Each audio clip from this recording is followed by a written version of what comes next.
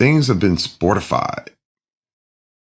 And this is where it goes back to even our last conversations when I say how people have, how I feel that competition is the opposite of creativity. Yeah, this is so key. I highlighted that when I reviewed our first conversation. I'd love for you to just elaborate on that. So I will, because it's something that I've been challenged on. People are like, but without competition, you'll never get better. And you got to have competition. And I said, no, you don't. You do not have to compete with other human beings. Now, the thing is, you don't need competition, but you do need resistance. Two different things. Listen, the fact that you get up is a resisting.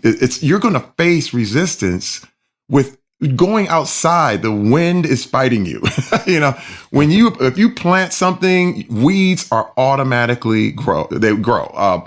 Anything good is attacked. You have to build a house. Everything is so easy for entropy to happen, but everything that's worth something has to be built, has to be designed, it has to be created, and you automatically have resistance. But competition, however, I think, imagine if the world had evolved through competition. There would only be one set of people. It doesn't work that way. The world evolved through collaboration. That's how I feel society evolved. That's how humanity evolved. It's all through collaboration. But again, that revenge movie, that whole thing that we live, it's about competition. It's about putting me on top. And now I'm on top. And I got to cancel everybody else. And so, you got to go down. And I am the winner. And you're the loser. And it's a sportification. It's like, I won. I beat everybody. I'm the best in the world today. It's king of the hill.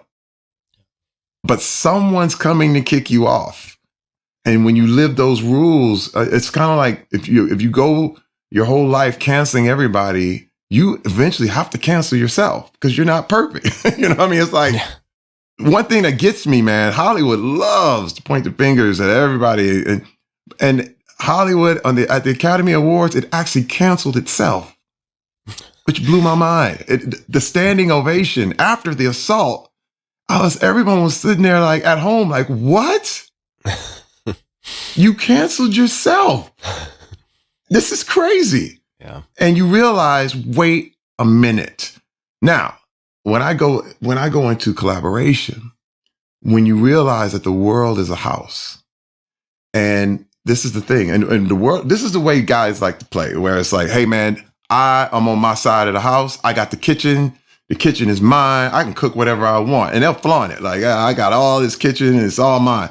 Well, the other guy's like, well, check it out. I'm on this side of the house. I have the bathroom. I can take a shower. I'm clean. I'm good.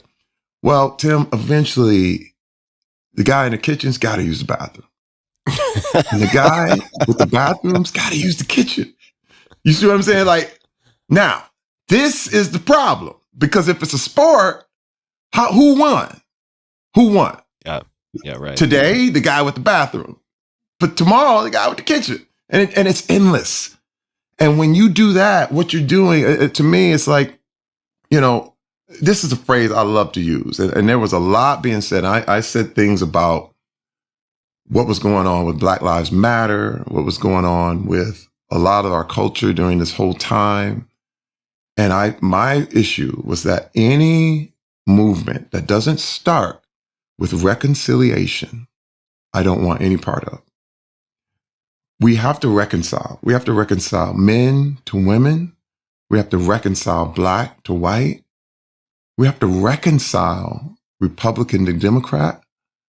We have to reconcile. That's the first rule, because if we don't, what you're doing is postponing a war. That's all you're doing. It's postponing it. It's a matter of, okay, we strike today and we'll have to wait, and then we'll get our bearings together and we'll strike again later. And then they come get you and you come get them. But with reconciliation, there's an agreement. With reconciliation, there's an understanding. with reconciliation is peace. Wherever you are reconciled, there's going to be peace, you know?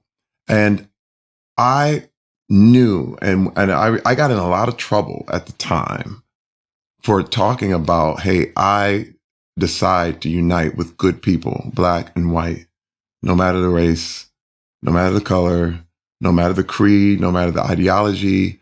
I said, I am going to unify with good people. And I was really put through the ringer for that.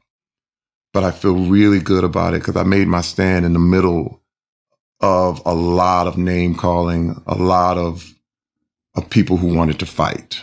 And listen, I understood the anger. I understood it. I was that guy. You know what I mean? I was like, but I realized if we just turn over the chessboard every time, we're not going to get anywhere. You know what I mean? It's like these kind of things have to be, there's no winning until we reconcile. Sometimes you got to stop playing the game. You know what I mean? And when I say a game, that's exactly what I'm talking about. You have to walk off the court and say, we're not playing today. Now we're going to work together.